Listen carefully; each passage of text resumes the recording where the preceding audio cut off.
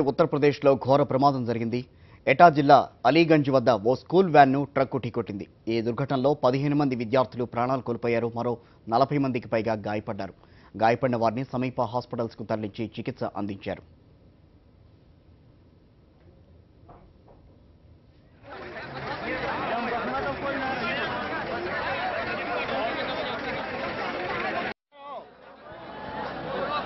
ambulance के पास और coverage कर ली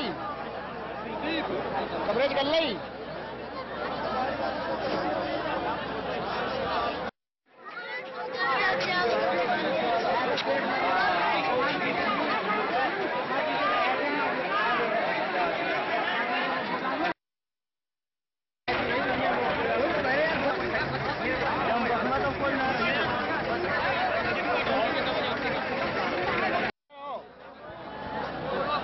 एम्बुलेंस के पास और कवरेज कर